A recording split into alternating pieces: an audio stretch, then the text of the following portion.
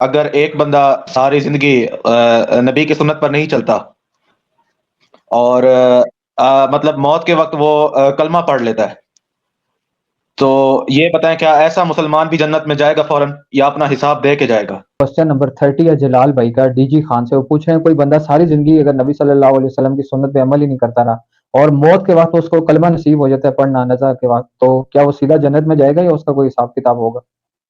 دیکھیں، موت کے وقت کلمہ نصیب ہونا یقیناً یہ ایک خوش نصیبی کی بات ہے، لیکن اس سے کوئی تعلق نہیں ہے کہ اس شخص کے جو گناہ ہیں یا غلطیاں ہیں وہ معاف ہونے کی دلیل ہے۔ وہ تو آگے جا کے ہی پتہ چلے گا۔ کئی نیک لوگ ہیں، انہیں موقع ہی نہیں ملتا۔ تو یہ جو بات ہے کہ جس کا آخری کلام لا الہ الا اللہ ہو، تو اس سے مراد یہ ہے کہ وہ آخری وقت تک ایمان پہ قائم رہا۔ جتنے بھی مسلمان ہیں، ہمارا حسن ظن ہے کہ ان کا آخری کلام لا الہ الا اللہ ہی ہوتا ہے، وہ اپنے دین پہ ہی مرتے ہیں۔ باقی رہا آخرت کا معاملہ، ظاہر ہے وہاں تو نیکیاں تولی جائیں گی، جن کے نیکیوں کے پلڑے بھاری ہوں گے وہ اللہ کے حضور کامیاب ہو جائیں گے۔ اللہم اجعلنا منہم، آمین۔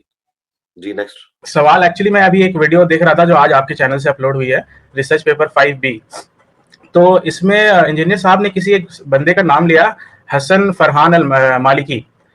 تو ان کو کافی انہوں نے پروموٹ کیا کہ یہ بہت اچھے ڈیبیٹس کرتے ہیں اور سعودیہ میں وغیرہ وغیرہ۔ تو میں نے ان کی جا کے ویڈیوز کچھ دیکھی، تو ان ویڈیوز میں وہ جو ہے جتنے بھی سنن کی کتابیں ہیں، صحیح بخاری، صحیح مسلم، ان سب کے خلاف وہ بات کر رہے ہیں۔ یہاں تک کہ وہ کہہ رہے ہیں کہ امام بخاری اور جتنے بھی دیگر ائمہ اکرام ہیں، انہوں نے حکومتی پریشر میں آ کے بہت ساری جو حدیثیں ہیں مطلب وہ غلط ڈال دی، جو صحیح حدیثیں بھی مانی جاتی ہے، جیسے کہ اپوسٹیسی لا ہو گئی جو ملحد کے لیے ہوتی ہے۔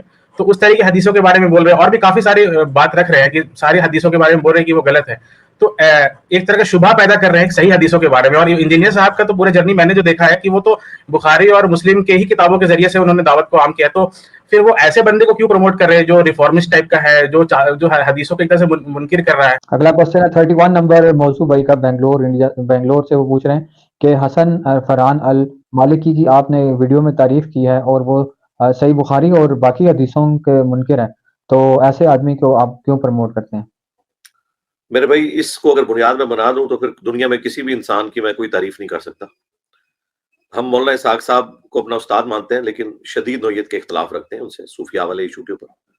ڈاکٹر اسرار صاحب کو اپنا استاد مانتے ہیں، لیکن احادیث کے حوالے سے، صوفیاء کے واقعات کے حوالے سے، وحدت الوجود کے حوالے سے شدید اختلاف رکھتے ہیں۔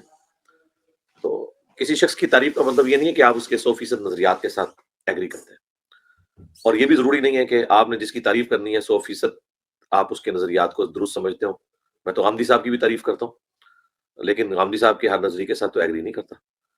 تو یہ کہنا کہ فلاں چیز کو پروموٹ کر رہے ہیں، فلاں کو پروموٹ کر رہے ہیں، اس کا تو پھر کوئی اینڈ رزلٹ ہی نہیں ہوگا بھائی۔ پروموٹ ہم کر رہے ہیں اللہ اور اس کے محبوب صلی اللہ علیہ وسلم کی تعلیمات کو، اور جس کی بھی کوئی بات خواہ وہ شیطان ہی کیوں نہ ہو قرآن و سنت کے مطابق ہے تو ہم اس کی تصدیق کریں گے۔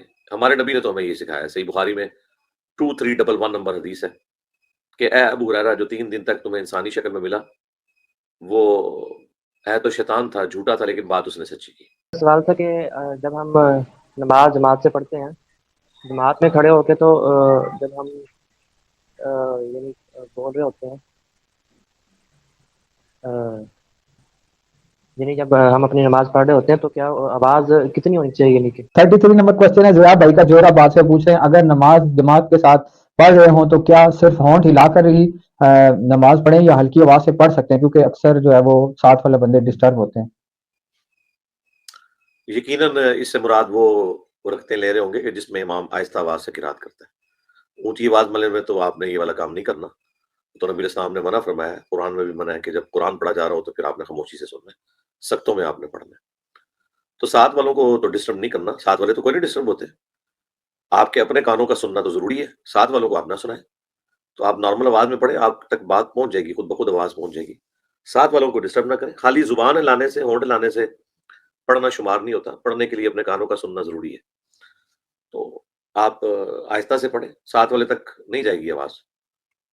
یہ جو لوگ بعض اوقات جنہیں زیادہ اونچا پڑھنے کی عادت ہوتی ہے ان کے ساتھ یہ مسئلہ ہوتا ہے، عام بندے تو نارمل پڑھ لیتے ہیں، کوئی اتنا ایشو نہیں ہے اس میں۔